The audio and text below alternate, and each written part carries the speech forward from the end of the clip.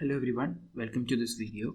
In this video I would like to show you guys a new tool that I have developed. So it's a basic password manager. I haven't uploaded a video in my channel for a long time, so I just wanted to do this quick video.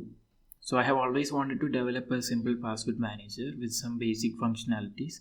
So as you know, there are already a bunch of password managers. So if you just look at Google and search for the top password managers,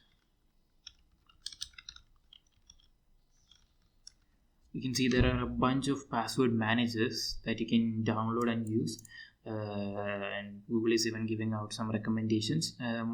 Most of these are paid, and some of these are actually free and have free versions. So I just wanted to build my own, although it won't be as secure as these password manager companies claim. I just wanted to do it actually like a fun project, and test my skills and maybe learn some new concepts, which I did actually.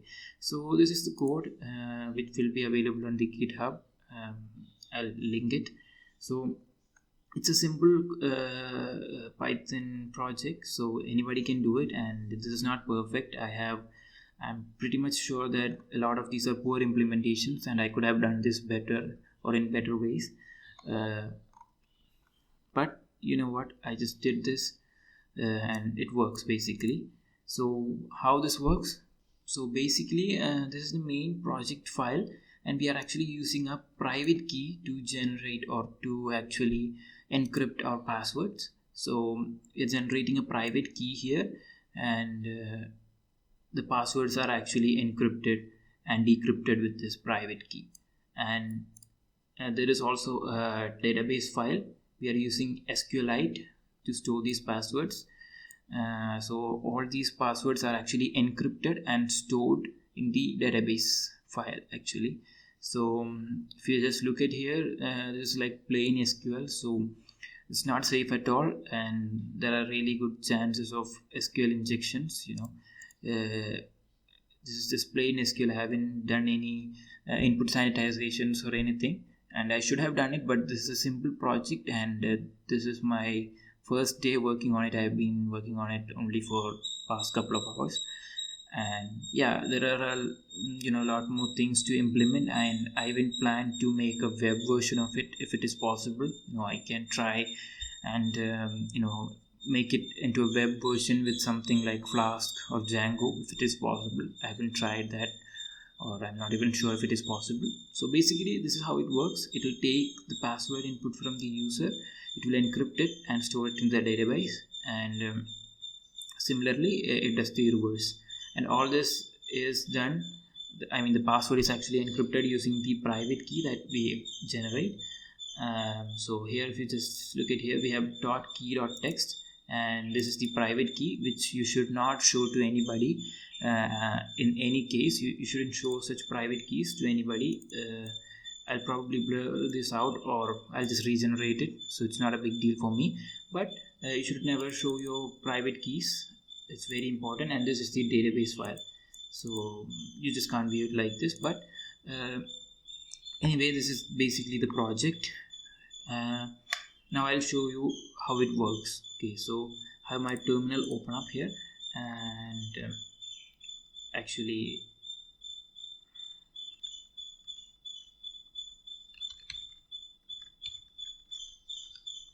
okay, so I have entered into my virtual environment. So now if I just say Python, and I'll say main.py, which is the name of the main file, and then I have to say -g. Actually, -g is for actually if you just look at the help menu, you can see everything. I myself forgot what tag g was. So tag g is for generating a new password and saving it in the database. Okay, so -g, and then you have to specify -s actually. So here in -s you have to specify for what you want to generate the password for which service, for or which website. For example, if you want it for your Amazon password, or if you want it for your bank or something, I can just say here, for example, my bank my bank and hit enter. And oh man, actually I think, yeah, I was testing it, something was going wrong, so I actually was printing out my private keys, um, which I shouldn't have done. Okay, glad I checked it now. Anyway, let me just do that again. My bank, and now it is asking me, do you want to save it to the database? I'm going to say Y and hit enter. Now what it is doing is it is executing it successfully, and it has saved the password to the database, and it has copied the password to the clipboard so that we can actually use it. So if I just paste something here, you can see this is the password I have generated. And how this function, or how this Python project is generating the password, it's using this generate.py file which I have written. It's using this module called secrets, which is used for such purposes. So that's what it is used for. And now let's say I want to retrieve this password, so I can say python main.py, and instead of -g I can say -r, and I'll say -s, and I'll say my bank, which is the name of this service. And if I hit enter, it is going to copy the password to our clipboard. So our password is not even displayed in the terminal, which makes sure that nobody, even if somebody is sitting near us, they won't be able to see it actually. So if you paste it here, you can see that it's the same password, and yeah, we have it here. So basically this is how it works. So this is the basic functionality. I haven't implemented much, so maybe I'll implement it. I'll add more functions. I'll have to implement more security first.